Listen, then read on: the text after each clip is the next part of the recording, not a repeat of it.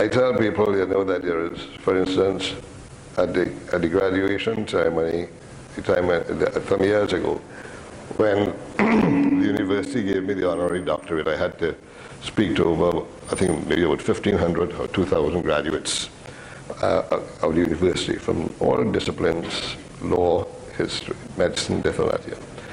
Law and business and engineering, etc. They're all going to leave with a degree. They all studied hard.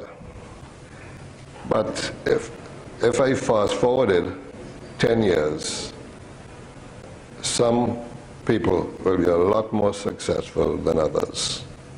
Yet they all started with the same degree, same everything, going out at that point in time. What is the plus factor? What is the plus factor why people who have been fortunate enough to be able to have the wherewithal to be able to go to university? I never went to one, but people who can go to university, go to business schools or engineering schools, come out of there with your degree. And from that point, what differentiates one person from another? And again, that's a question, in my view, Miguel, that people have to think about, actually, in that respect. And whilst it had a lot to do with you yourself, I'm worthy enough to know that not all times you make your own opportunity. It has to do with quite a bit. And I would use the word luck. Where you are, what position you find yourself in, what made you be in that point at that time when an opportunity came and you struck it or whatever have you. But it's the insight in seeing that there is an opportunity, because the Chinese have a saying, I can't say it in Chinese, but some people see, some people look. Major difference, actually. And I think that from that point, you know, you have to, again, decide how you're going to move once you get an opportunity, once you see something, and you can also create your own opportunities, don't get me wrong. But by and large, people ask me, well, what is the mergers and acquisition strategy of Neil and Massey or Guardian Holdings, or the companies I chair? And I say, well, you know, we have a strategy, yes. And the strategy is to get into this business and do that and do the other. Many of the acquisitions we make have been opportunistic. Actually, it is not necessarily of our own making. We didn't strategize to do that. It came along the way, and from time to come, but you have to be able to see it for when it comes and to be able to do what it is. So I think that it has to do actually with your own personal investment in what you want to become, having decided that, and how hard you're going to work on it. Because what makes one person more successful than the other, there must be a difference in what that is.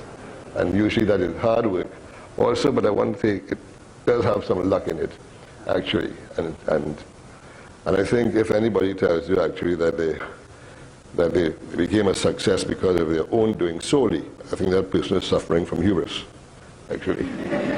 I think a lot of other things involved and abstracts. Sir, is a leader made or born? I think both. I would think that some people, by their very nature, some people tend to be, I've seen it, they tend to be more or less a born leader. You can say a born leader as such.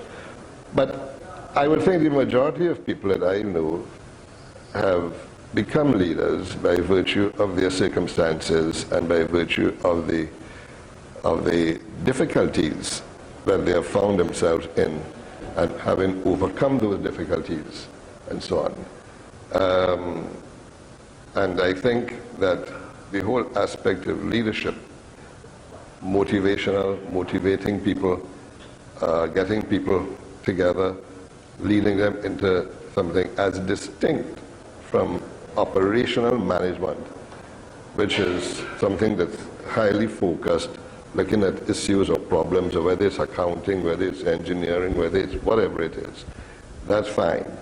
But there are people who have that extra plus factor, who have confidence in themselves. And I want to make a distinction between a person having confidence in themselves and acting confidently or acting arrogantly. I think that, again, these are very thing, but I think, what gives them confidence and what would give you confidence is knowledge. And that's why education is so important.